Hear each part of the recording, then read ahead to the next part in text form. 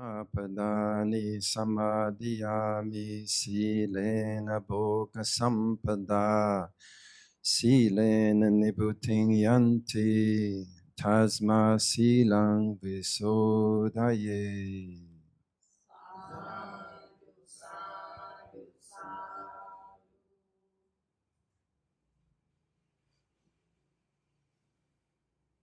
And the meaning, a reminder, through virtue comes wealth and prosperity. Through virtue one goes to peace. Therefore one should purify virtue. Good morning, everyone.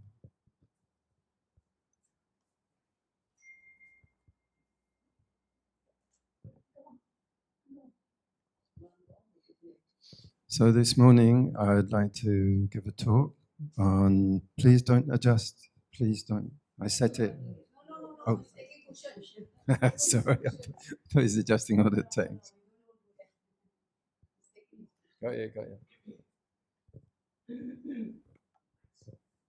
So this morning's talk is entitled Becoming Entangled and the Bare Necessities.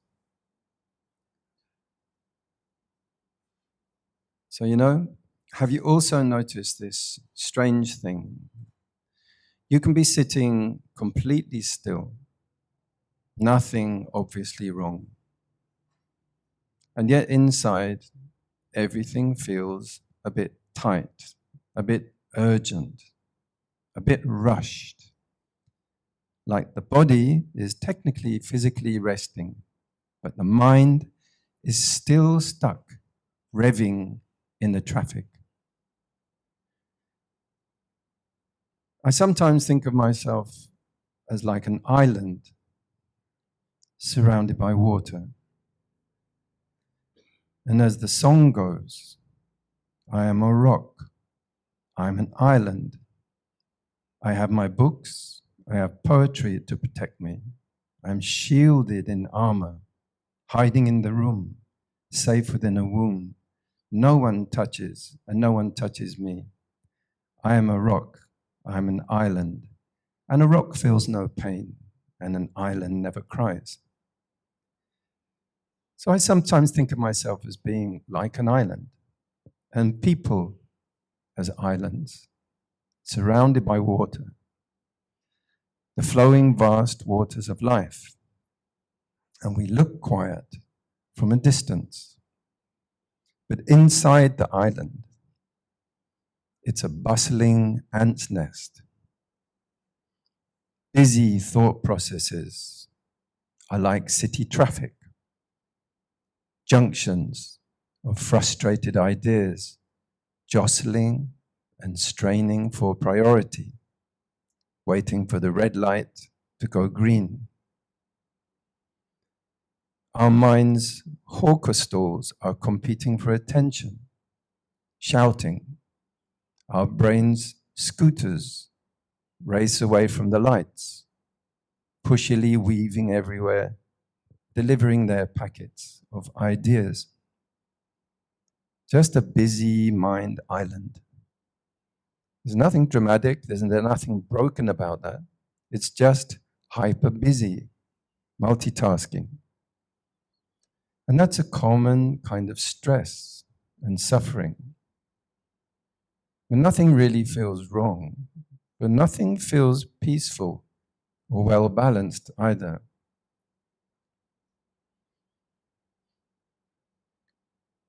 Many of us came to practice because we value simplicity.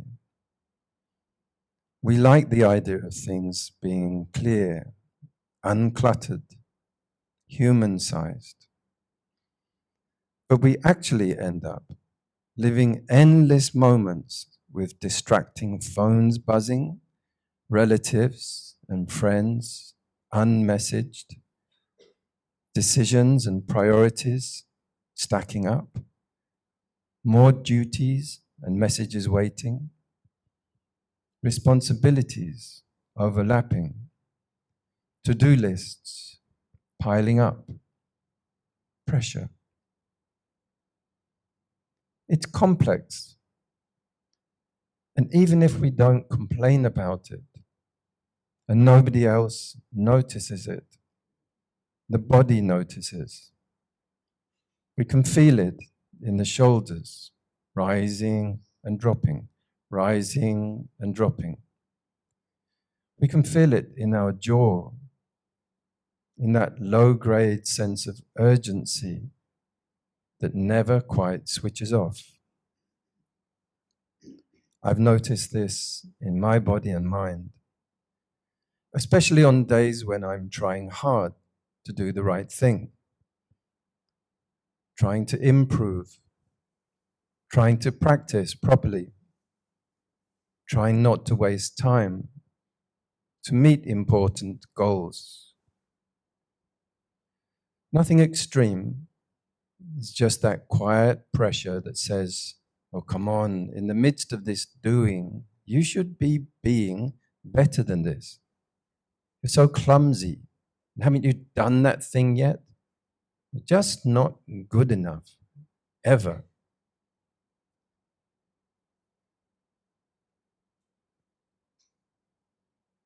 And the funny thing is that pressure doesn't usually come with pure or justified anger. It comes with a sarcastic or negative, irritated inner commentary. Not at anyone else in particular, just irritation at existence and conditions. The kettle takes too long.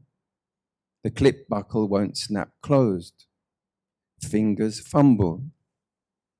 My other hand is holding two things at once. And I'm also gripping a smooth bowl under my arm, which might drop at any time. My robe starts sliding off my shoulder. The knot I tied in my belt around my waist started to come undone. The thing on my laptop is taking forever to download.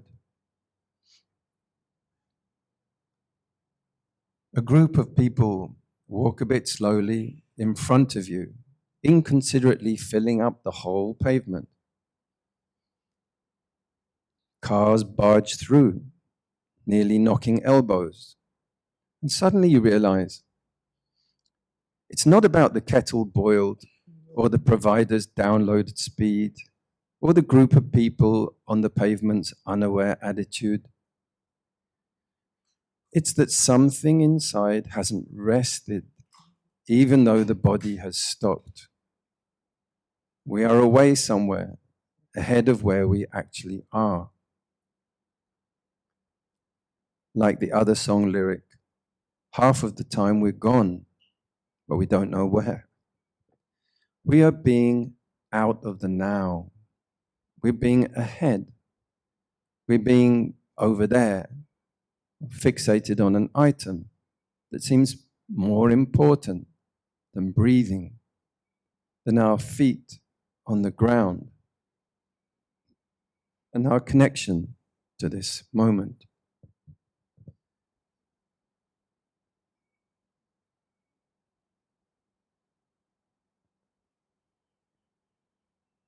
Noticing breathing, feet on the ground, is not therapy language.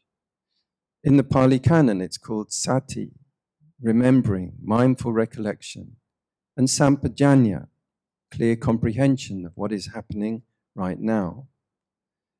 And the Buddha repeatedly says, liberation begins before action, at the level of recognizing these mental movements. Then there's another tangle, another bind I've noticed. Wanting and needing to rest, but feeling slightly guilty when you do. You sit down, and part of the mind says, great, this is what I needed. And another part says, you shouldn't be here. You should be doing something useful. You're useless, you're lazy. So even rest becomes a kind of work, and exhaustion starts to feel normal, almost respectable, a sign of duty done. And underneath all of this, there's often a quieter wish, a wish for certainty, for things to make sense, for life to hold still long enough for us to feel secure inside it.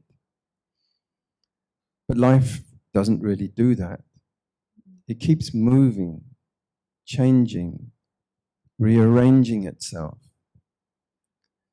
And the more tightly we try to hold it in place, the more anxious it can feel. None of this means there's anything wrong with us. It just means we're human, living in conditions that are a bit louder, a bit faster, and a bit more demanding than our nervous system has evolved for. So for now, there's nothing to fix. There's nothing to solve. Just noticing. Noticing how even in stillness, the mind can stay uneasy, nervous, vigilant, kind of clenched. And noticing that this anxious uncertainty, this quiet bind, is often where real practice actually begins.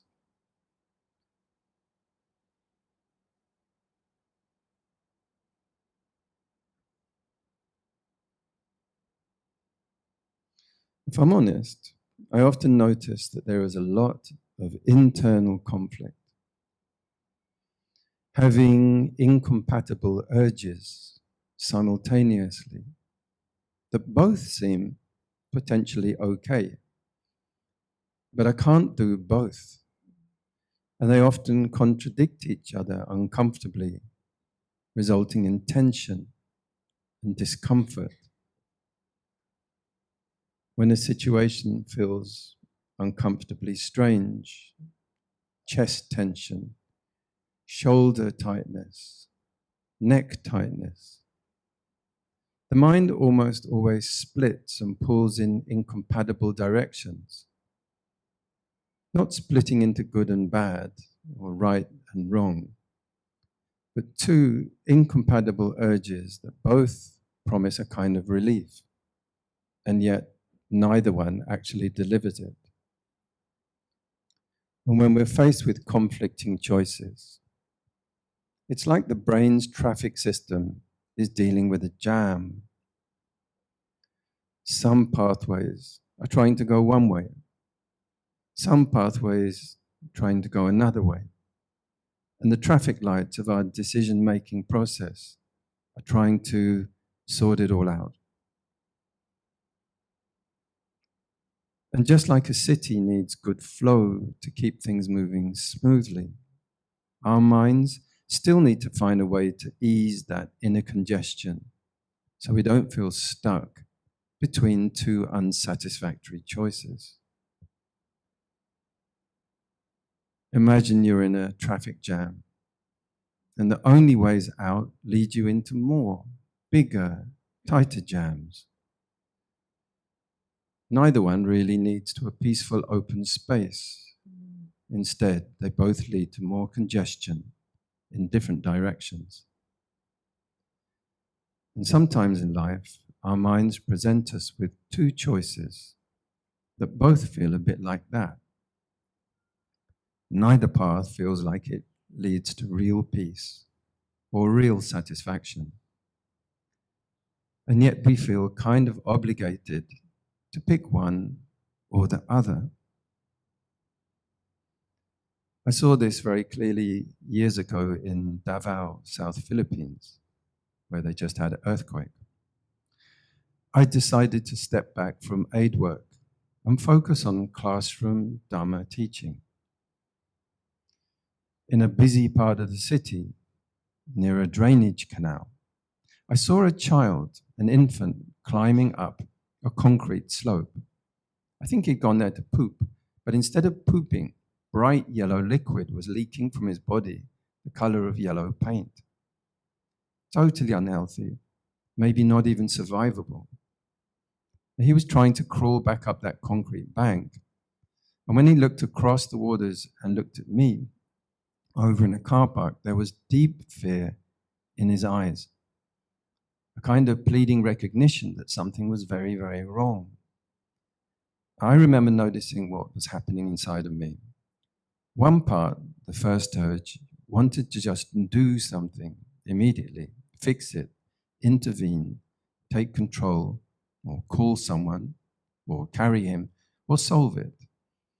And another part, the second urge, wanted to turn away completely, just thinking, this is too much, and I can't hold this, and I don't want to be feeling this, and it's not my responsibility. So that's the polarity. And it's not compassion versus cruelty. But in that case, two roads. One, taking control, intervening, versus avoiding and disappearance. After all, his parents, a large indigenous community, and a hospital were very, very nearby. So there's the split.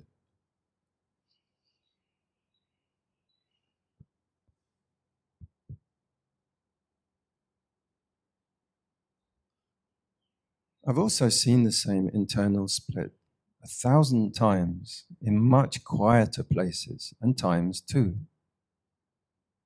Just after lunch, standing in the office maybe, or out in the town, or in the kitchen. Someone had said something small, or made an action, or shown a body language that causes a reaction. And inside you, two voices appear. And one says, say nothing, just go quiet and withdraw. And the other says, okay, enough, that is unacceptable. Slam the cupboard and finally just say it. One way is silent avoidance and passive aggression. Well, the second way is emotional explosion, active aggression. Neither one leads to peacefulness.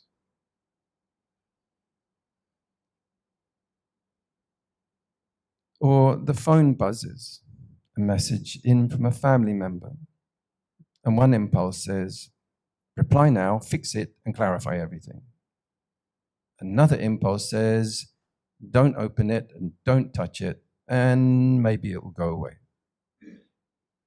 Control or avoidance. And neither one actually rests the body.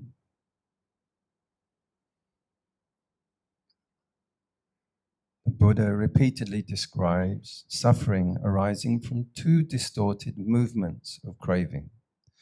One is grabbing, fixing, intervening, controlling.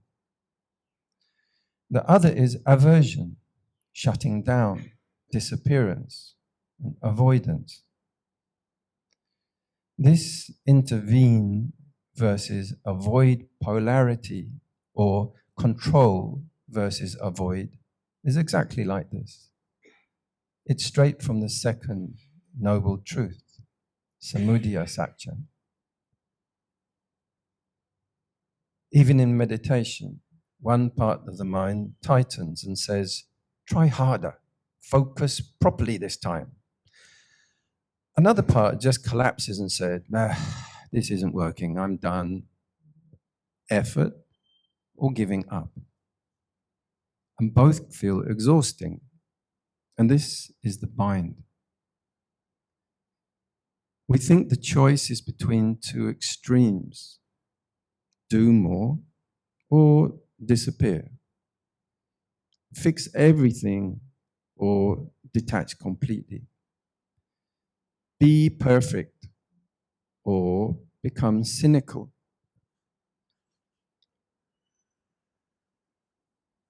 Some days, the heart wants to be the perfect practitioner.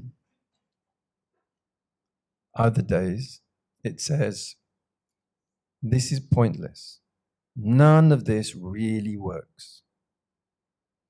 And the suffering isn't just in the situation, It's in believing that those are the only options, that these are the only two responses.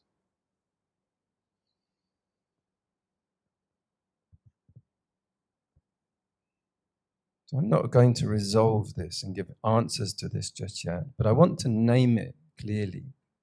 Because once you recognize this pattern, passive aggression, active aggression, you tend to stop blaming yourself for doing it wrong. You realize the habitual, automatic mind has been offering false exits. And later, not just now, we'll look at what it means to step out of the bind itself rather than choosing a side.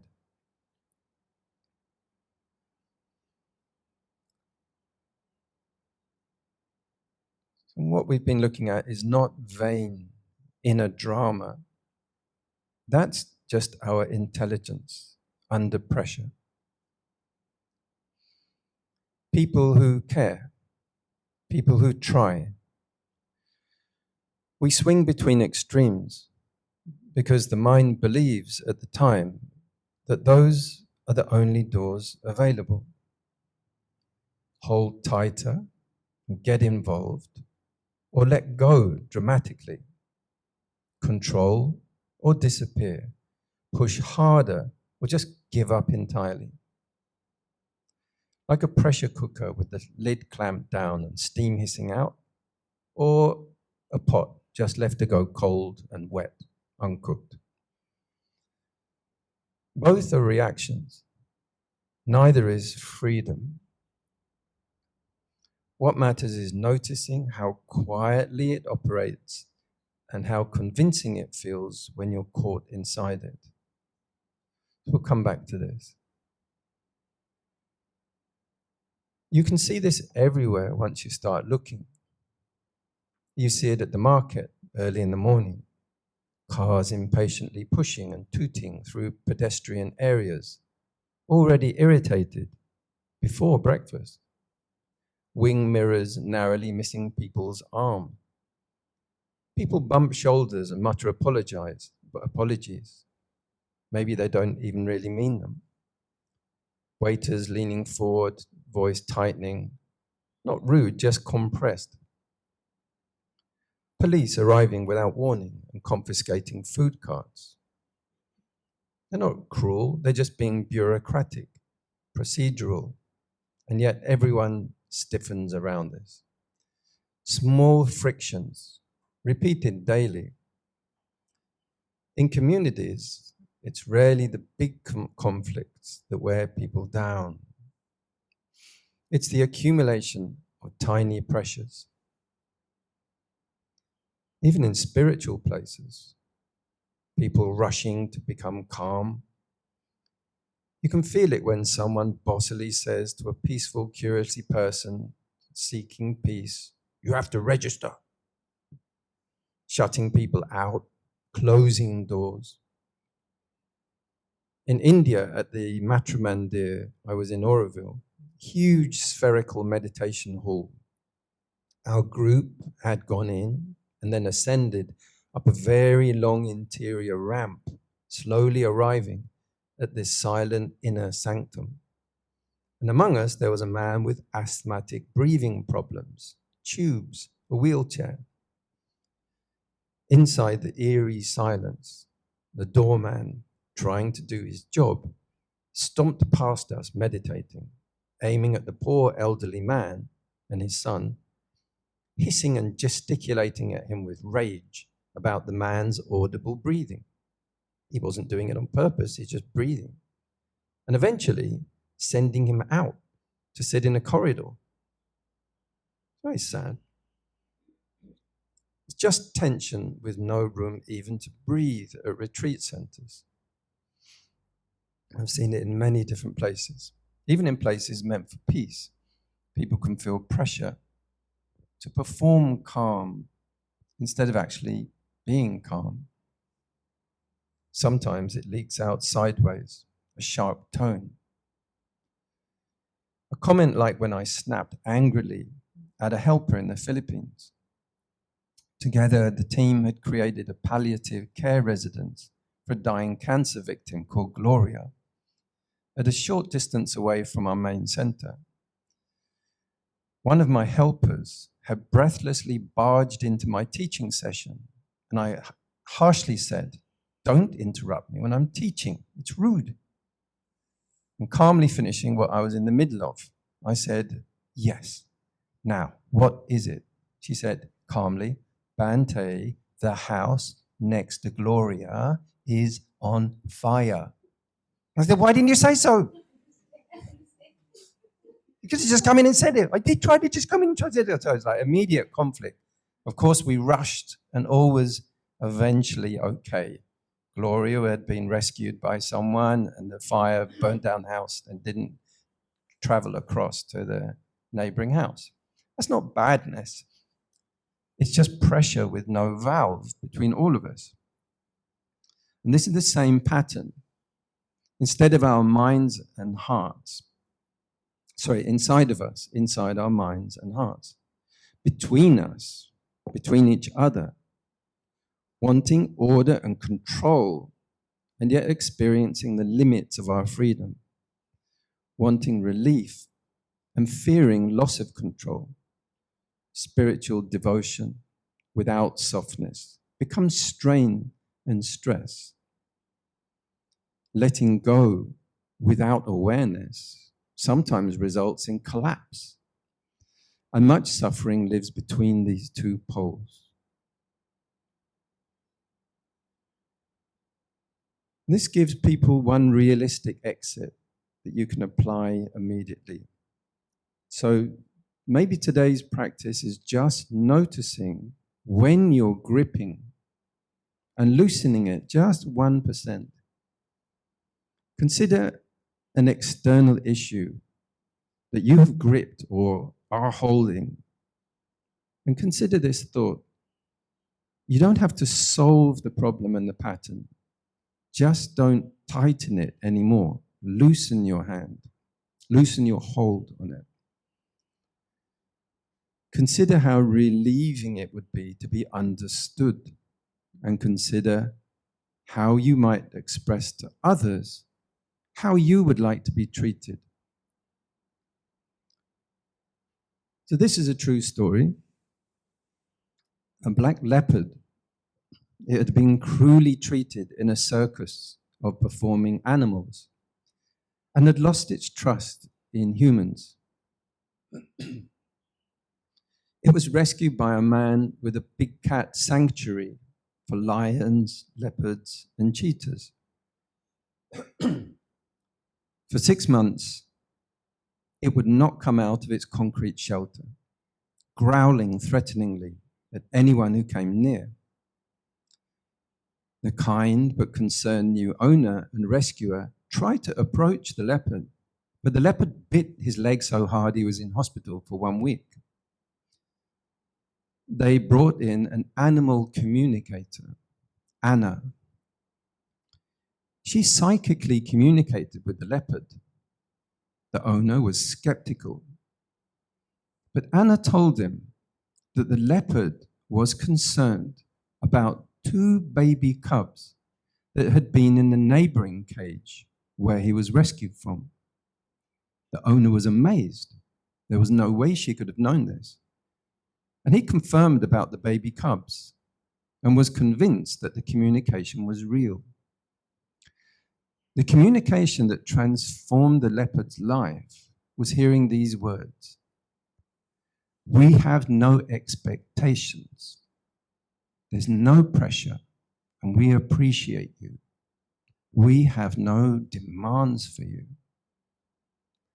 From that moment, it all changed. The leopard communicated that it was immensely relieved. That day, it came out of its shelter, and from then on, explored and relaxed around its large compound happily. One breath, when nothing needs to be fixed or solved, is already a taste of freedom. Like the Buddha saying to Bāhiya as he walks along through the marketplace and the bustling street. In the seeing, there is only what is seen. In the hearing, there is only what is heard. Breathe in and breathe out. That is all there needs to be. The next time irritation appears or a criticism appears, see if you can pause before feeding it. Let the hand open. Not dramatically, just enough. Nothing to get, nothing to achieve, nothing to do. With an attitude, I have no expectations, no pressure. I appreciate you. I have no demands of you. As the great Greek philosopher Socrates said, to be is to do. And as the French existential philosopher Jean-Paul Sartre said, to do is to be. And in the words of the great singer Frank Sinatra, well, it's a do-be, do-be, do-be, do-ba-dee, do. That's a joke. Freedom doesn't arrive with effort. It arrives with release. You remember the Jungle Book? Look for the bare necessities. There was a wise bear who once taught this lesson. So following the do-be-do-be-do theme, Mowgli, when trying to understand what a song is, he was brought up to be a member of the wolf pack by wolves, stands straight and stiffly to attention and obediently quotes his verse. A wolf cub must always be this and this and this. A wolf cub must always do that and that and that. For the strength of the pack is the wolf, and the strength of the wolf is the pack. But the chilled, bumbling bear Baloo tuts and says, "No, kid, that's not a song. That's just propaganda. Kid, all you got to do is look for the bare necessities, the simple bare necessities. Forget about your worries and your strife. I mean bare necessities, Mother Nature's recipes. They bring the bare necessities of life. Try and relax and cool it. Fall apart in my backyard. Let me tell you something. If you act like that bee acts, you're working too hard, not you, bee. And don't spend your time looking around for something you want that just can't be found. When you find out, you can live without it. Go along not thinking about it. I'll tell you something true. The bare necessities of life will come to you. They'll come to you. Thank you. So just rest with your moment as you wish.